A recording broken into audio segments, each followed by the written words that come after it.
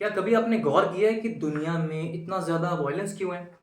क्यों एक powerful country एक वीक कंट्री के ऊपर अटैक करती है, उसके रिसोर्सेज़ को एक्सट्रैक्ट करती है without considering the international laws and norms?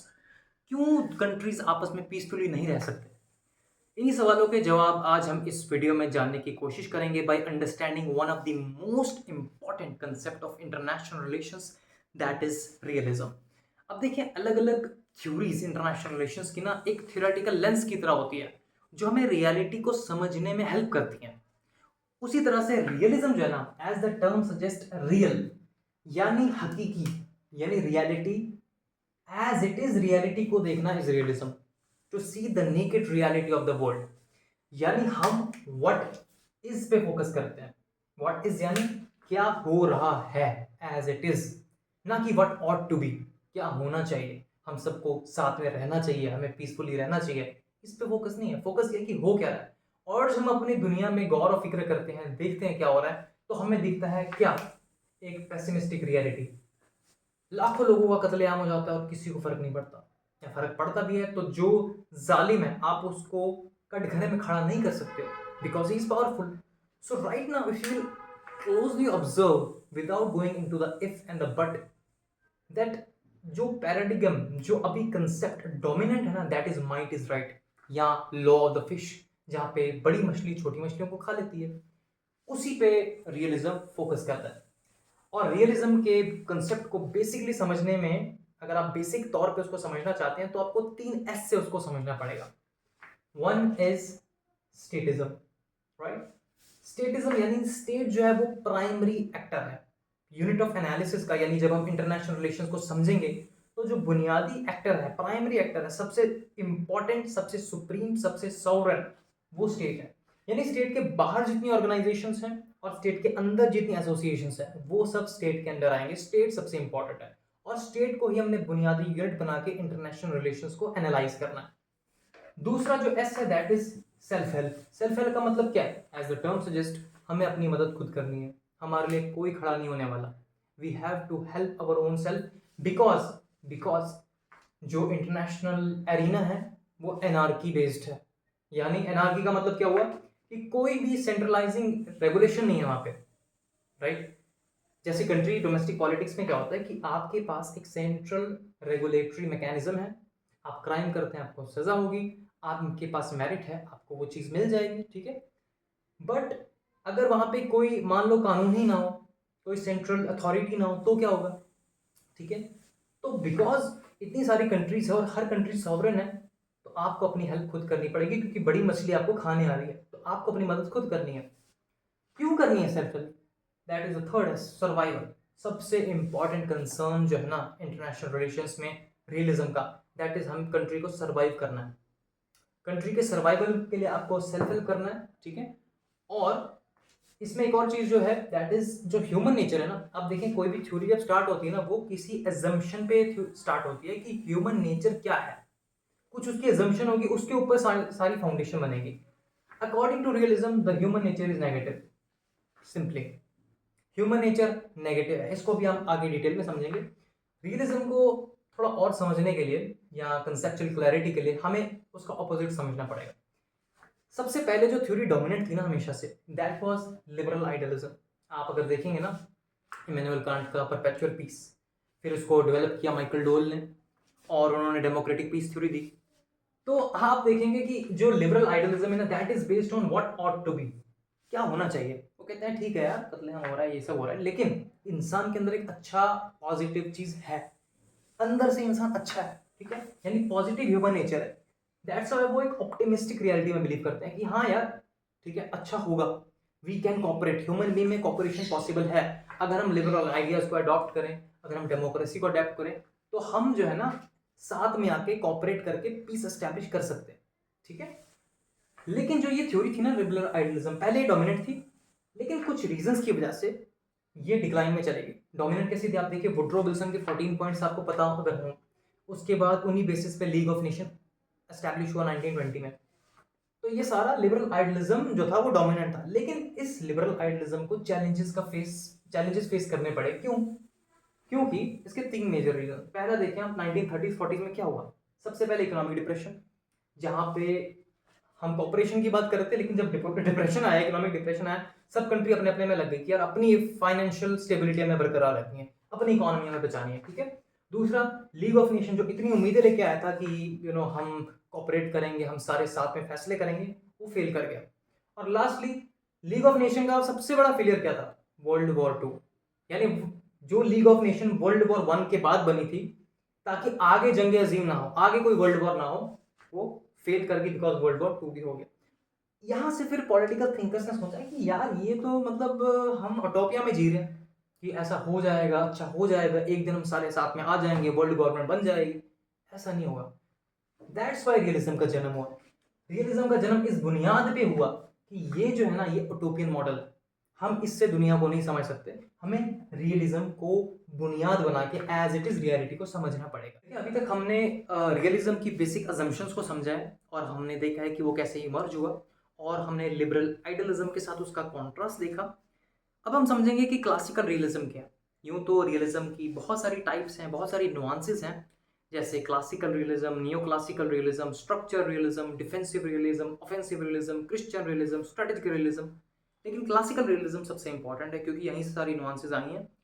और अब एक और चीज़ देखें, जब रियलिज्म इमर्ज हुआ था ना, तो उस टाइम के रियलिस्ट थिंकर ने क्या किया, अपने आइडियाज़ को प्रोमिनेंट एंशंट कुछ थिंकर से उनके साथ कनेक्ट किया और कहा कि वो भी रियलिस्ट ही हैं।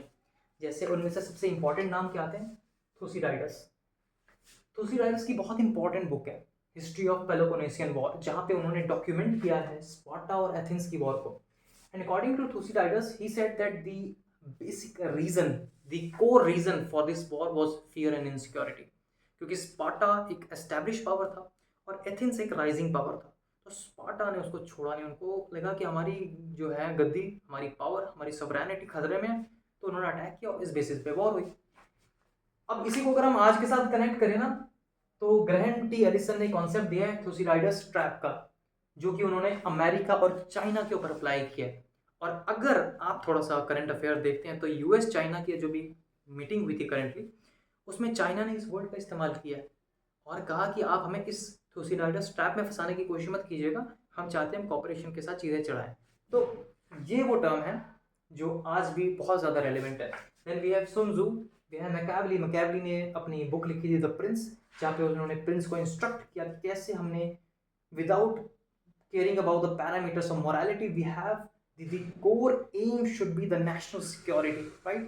The national self preservation। और प्रिंस को उन्होंने हिदायत दी। Then we have Thomas Hobbes, जिसने ह्यूमन के नेचर की बात की कि ह्यूमन जो है वो ईगोसेंट्रिक है, ठीक है, ऑल अगेंस्ट ऑल का कंसेप्ट दिया। He said fear and I was born twins, right? So he said कि जो इंसान है ना, वो अंदर से बड़ा ईवल है, ठीक है, नेस्टी, ब्रूटिश, बहुत ही ज़्यादा ब्रूटल है, बहुत ही खराब इंसान है बेसिकली। sun tzu की आर्ट ऑफ वॉर। तो इन थिंकर्स के साथ जो है रियलिस्ट ने अपने आइडियाज को कनेक्ट किया। और अगर हम क्लासिकल रियलिज्म की बात करें तो सबसे पहली जो मॉडर्न फाउंडेशन रखी है वो E.H. कार की बुक 20 ईयर क्राइसिस से रखी गई, जहाँ पे उन्होंने लिबरलिज्म को उटोपियन कहा कि यार ये उटोपियन है, हवा हवा की बातें करते हैं, ठीक है, रियलिटी से इनका कोई लेना देना नहीं है। देन सबसे इंपॉर्टेंट जो थिंकर हैं जिनके बिना रियलिज्म इनकम्प्लीट है, दैट इज हांस जे मॉर्गनथाउ। और इनकी बहुत ही ज्यादा जो इंपॉर्टेंट बुक है ना, that is politics among nations, struggle from power and peace. आप देखें ये बुक्स जो है ना, ये आपके यूपीएससी में, आपके यूजीसी नेट या टीचिंग एग्जाम्स या कोई भी कॉम्पिटिटिव एग्जाम है ना, उनमें बहुत इंपॉर्टेंट है। जैसे यूजीसी नेट में भी रिसेंटली एक दफ़ा सवाल पूछा गया था कि हांस मॉर्गनथाउ की जो बुक है पॉलिटिक्स अमॉन्ग नेशंस, ये इसका फुल नेम क्या है? तो बहुत सारे ऑप्शंस थे, तो struggle for power and peace. और ये पब्लिश कब हुई थी? 1948 में, ठीक है। हांस जे मॉर्गनथाउ ने 6 प्रिंसिपल्स दिए इंटरनेशनल रियलिज्म के, बट अगर हम उनके कोर आइडियाज को समझने के लिए या क्लासिकल रियलिज्म को समझने के लिए हम उनकी 3 अजम्पशन को समझ ले, तो हम काफी हद तक क्लासिकल रियलिज्म को समझ लेंगे। सबसे पहला उन्होंने बोला कि देखो, इंटरनेशनल रिलेशंस का बेस क्या है? इसे ह्यूमन नेचर।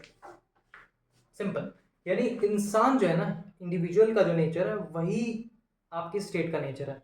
इंसान का नेचर क्या है भाई? सेल्फिश है और पावर सीकिंग क्रिएचर है। दैट्स व्हाई स्टेट भी सेल्फिश है, स्टेट भी पावर सीकिंग क्रिएचर है।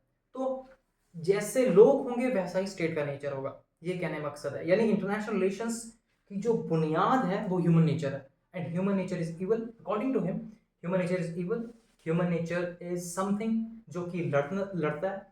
इनके एक बहुत ही इंपॉर्टेंट कोटेशन है, he says that as all politics, international politics is struggle for power.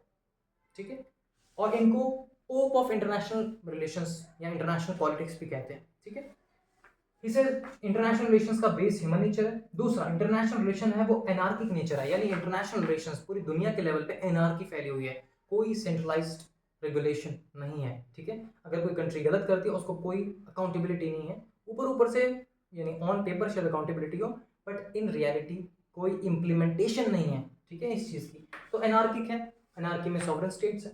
और तीसरी जो इंपॉर्टेंट है that is cyclic view of history.